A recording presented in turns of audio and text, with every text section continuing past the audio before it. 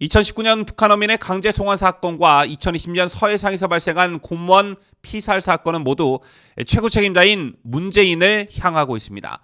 하지만 그 길목에 서 있는 핵심 인물인 서훈 전 국정원장에 이어 정의용 전 국가안보실장, 김현철 전 통일부 장관까지 최근 잇따라 미국으로 출국한 것으로 나타났습니다.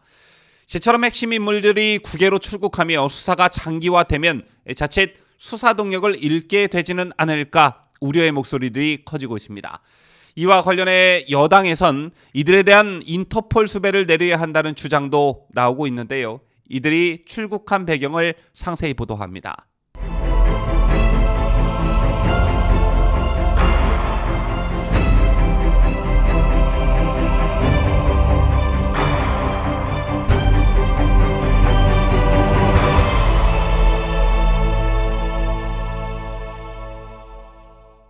시청자 여러분 안녕하십니까? 뉴스데일리 베스트 미네커입니다.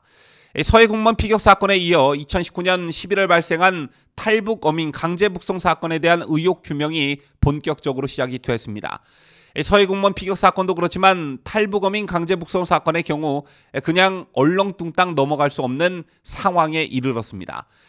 귀순 의사를 표명한 탈북 어민이 강제로 북송되는 현장 사진은 전 세계 자유민주주의 국가에도 큰 충격을 주었습니다. 경제와 민주주의 양측면에서 모두 선진국에 진입한 대한민국 정부가 한 일이라고는 도저히 믿기 힘들 만큼 반인권 만행이라는 공감대가 이미 형성된 것입니다. 국제법 위반으로 다뤄야 한다는 주장도 구체적으로 나오기 시작했지요. 강제 북송의 야망성과 불법성이 만천하에 알려지면서 국격까지 국제사회로부터 망신살을 뻗치게 된 것입니다. 이런데도 문재인은 양산에서 라면 부스러기를 먹는 사진을 올리면서 침묵하고 있고 더불어민주당은 정치보복이라고 우기며 사태의 본질을 흐리고 있습니다. 북한에 쩔쩔매며 주권까지 포기했다는 국민들의 아우성이 이곳 저곳에서 들리고 있는데도 말이죠. 이 두 사건에 대한 수사가 본격적으로 시작이 됐습니다. 어제는 검찰이 국정원을 압수수색하는 일이 있었죠. 이 두 사건에 대한 수사의 정점은 누가 뭐래도 최고 책임자인 문재인일 수밖에 없습니다. 하지만 문재인까지 이르는 수사 과정의 길목에서 핵심 인물들의 소환이 불가피한 상황인데요.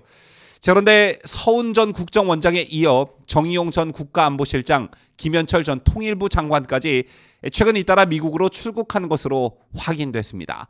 시점이 참 교묘한데요. 우선 서훈 전 국정원장의 경우 국정원의 고발이 이루어지기 직전인 지난달 12일 관광비자로 미국으로 떠난 것으로 알려졌죠. 서 전 원장의 지인들은 딸이 거주하는 LA와 초청 연구기관이 위치한 워싱턴 DC를 오가고 있는 것 같다면서도 서 전 원장의 귀국 일정에 대해선 알지 못한다고 밝히고 있습니다. 서 전 원장은 지난달 27일 언론에 보낸 입장문을 통해 사실 규명을 위해 최선을 다해 필요한 건 협조해 나갈 것이라고 밝혔지만 국정원의 고발과 검찰 수사 이후에도 귀국에 대한 입장을 내지 않고 있습니다. 현재 미국에 체류 중인 서 전 원장은 국가정보원이 북한 어민의 강제 북송 사건과 관련해 직권남용과 허위 공문서 작성죄 등으로 고발한 피고발인 신분입니다. 뿐만 아니라 2020년 공무원 피살 사건 당시에도 서훈은 청와대 안보실장으로 재직했죠. 그리고 최근에는 정의용 전 실장이 미국으로 출국했고 3, 4일 전에는 김현철 전 장관도 미국으로 떠난 것으로 나타났습니다. 정 전 실장 역시 외교부 장관에서 물러난 뒤에 측근들에게 미국에 있는 손주들을 보러 가고 싶다는 말을 해온 것으로 알려졌는데요. 여기서 또 하나 새롭게 알려진 사실, 주구장창 반미를 외치는 사람들이 딸도 미국에 있고 손주들도 미국에 있고 참 아이러니하다는 생각 안 드시는지요? 어쨌든 공교롭게도 정 전 실장과 서 전 원장, 김 전 장관 등 일제히 미국행을 택한 3명은 북한 어민 강제 송환 사건 당시 청와대 안보실과 국정원, 통일부를 맡았던 핵심 인물로 꼽힌다는 점입니다. 특히 정 전 실장은 2019년 탈북 어민들의 강제 송환이 결정될 당시 청와대 안보실장으로 재직했죠. 때문에 정치권에선 어민들에 대한 북송 결정의 주체가 국정원의 고발 내용처럼 서 전 원장이었다고 하더라도 법적으로 관련 의사 결정의 주체는 안보실장이라는 말이 나오고 있습니다. 이 말은 정 전 실장 역시 수사선상에 오를 수도 있다는 얘기이죠. 자, 그리고 이미 정의용 전 실장은 한 시민단체에 의해 고발된 상태입니다. 또 김현철 전 장관 역시 이번 사건의 키맨이라 할 수 있는데요. 현재 탈북어민 강제북송 사건 당시 문재인에게 보고를 했는지 여부를 놓고 당시 정의용 국가안보실장과 김현철 통일부 장관이 다른 말을 하고 있습니다. 정 전 실장은 지난해 자신이 직접 북송을 결정했고 대통령에게는 보고하지 않았다 이렇게 말하고 있는 반면 김 전 장관은 2019년 한 언론 인터뷰에서 당연히 외교 안보 쪽은 대통령에게 보고를 하고 대통령이 보고를 받는 것이라고 했습니다. 즉 문재인에게 직보가 됐다는 말을 하고 있는 것이죠. 그렇다면 이번 사건과 관련해 수사를 함에 있어서 이 둘을 소환하는 건 필수적입니다. 그런데 공교롭게도 모두 미국으로 출국했습니다. 때문에 도피를 한 것이다. 인터폴 수배를 내려야 한다는 강경한 주장까지 나오고 있는 것인데요. 국민의힘 하태경 의원은 서훈 원장이 어디 있는지도 모르고 전화도 다 꺼져 있다. 감옥 가기 겁나서 도망가는 것이라며 인터폴 수배도 해야 한다고 강조했습니다. 또 강제 북송 사건과 관련해 최근 국정원과 경찰, 해경, 군의 합동심사 결과 보고서를 받았는데 귀순 의사가 확실하다고 되어 있다며 국정원이 청와대도 민주당도 속였다 이렇게 주장했고요. 그러면서 하 의원은 대한민국이 국제적으로 창피한 나라가 됐다며 이 사건의 최종 수사 결과가 나오면 정부를 승계한 윤석열 대통령이 국제사회에 사과해야 할 가능성이 크다고 덧붙였습니다. 결과가 나오면 국제사회와 자유진영의 최고 책임자가 사과하는 건 맞지만 이걸 왜 윤 대통령이 해야 하는지 모르겠는데요.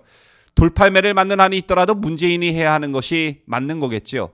어쨌든 귀순어민 강제북송 사건과 서해 공무원 피격 사건을 각각 수사 중인 서울중앙지검 공공수사 3부와 공공수사 1부에는 추가로 파견 검사들이 합류했습니다. 때문에 공공수사 3부와 일부 소속 검사는 각각 7명, 9명으로 늘었는데요. 여기에 국정원과 군 그리고 통일부까지 정권이 바뀌자 당시 공무원 및 관련자들의 진술이 본물 터지듯 터지고 있습니다. 즉 수사에 적극적으로 협조하고 있다는 말인데 이러한 상황에서 과연 잠시 미국으로 도피해 있다고 해서 일이 해결될 수 있을까요?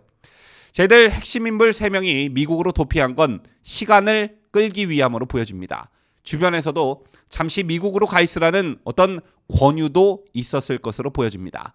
그렇게 해서 한 4, 5개월 정도 미국의 피신에 있으면 수사도 지지부진해질 테고 이슈성도 사라질 테고 여러 가지 분명한 목적이 있는 출국으로 보여집니다. 그렇다면 인터폴 수배 때리는 게 맞는 거겠죠.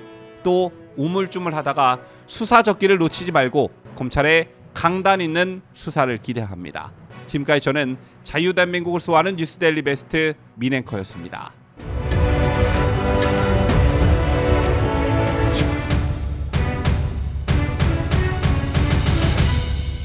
함께해요. 뉴스데일리 베스트.